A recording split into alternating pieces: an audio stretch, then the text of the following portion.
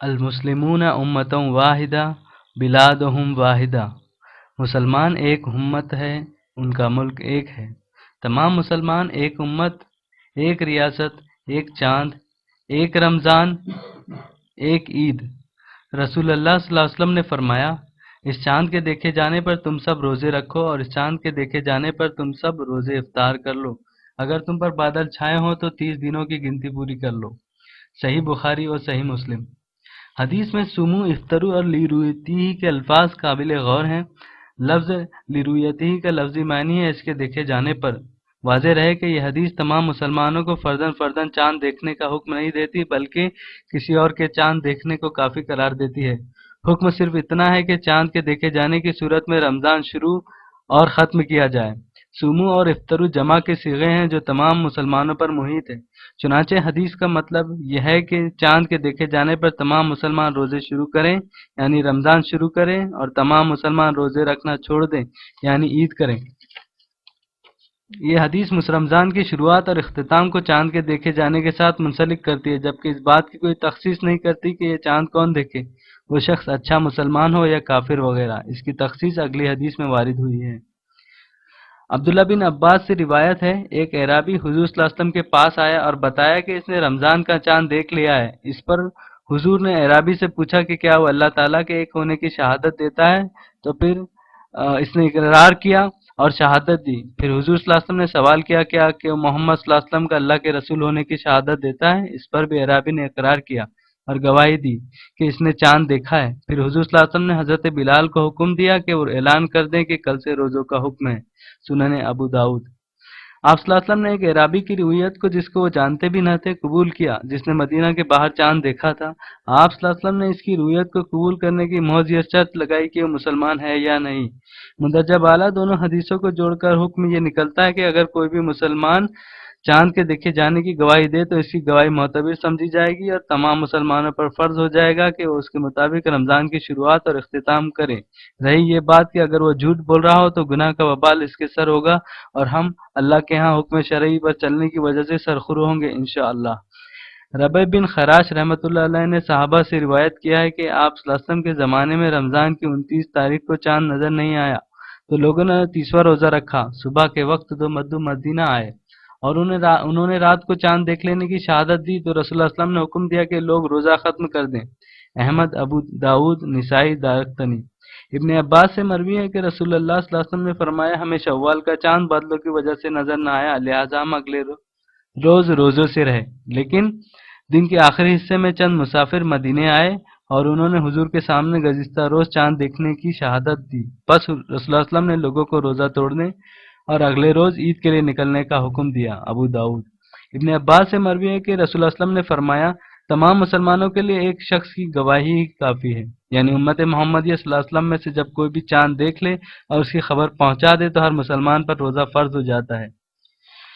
فقہا مجتہدین کے اقوال مطلع مختلف ہونے کا کوئی اعتبار نہیں ہے۔ اگر مغربی ممالک والے چاند دیکھ لیں تو مشرقی ممالک والوں کو اس کے مطابق عمل کرنا ضروری ہے۔ امام ابو حنیفہ در مختار جلد اول صفحہ 149۔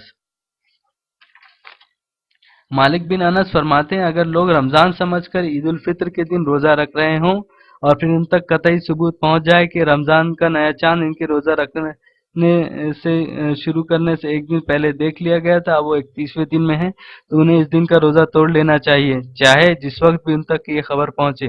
البتہ وہ عید کی نماز نہ پڑھیں اگر یہ خبر ان تک سورج کے زوال کے بعد پہنچی ہو۔ موطا کتاب 18 1814 نمبر۔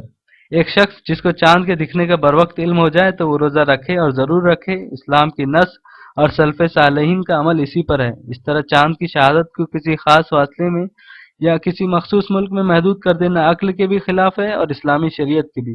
امام تیمیہ الفتاوی جلد پنجم صفحہ 111۔ کسی ایک جگہ کا چاند نظر آنا تمام روئے زمین کو شامل ہے۔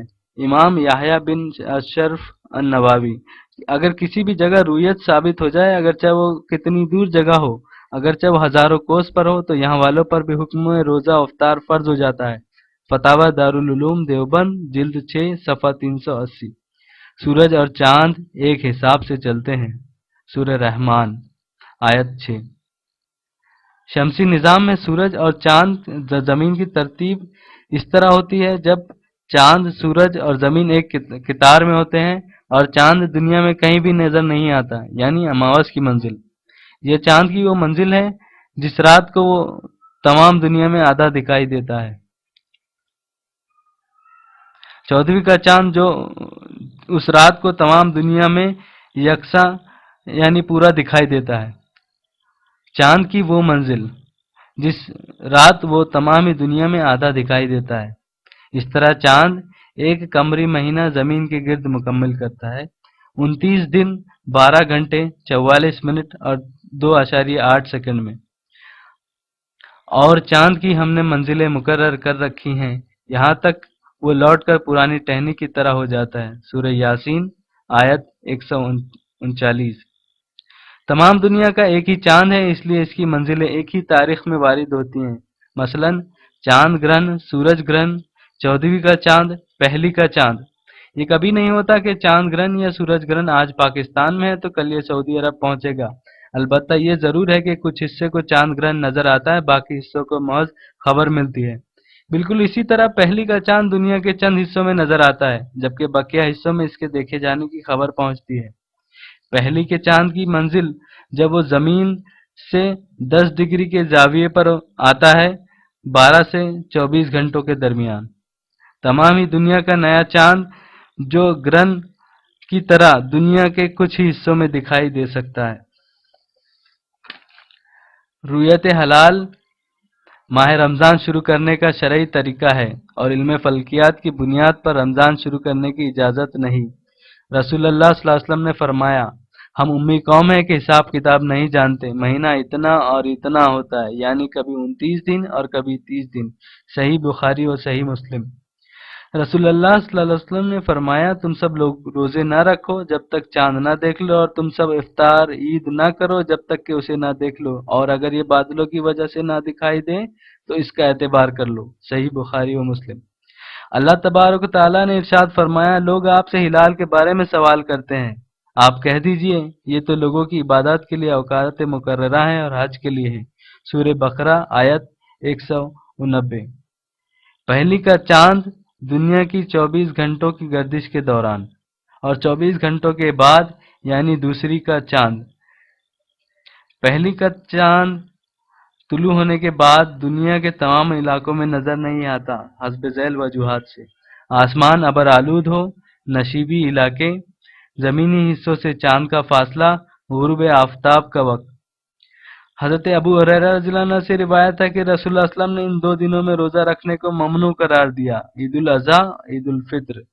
صحیح مسلم حدیث نمبر 2534۔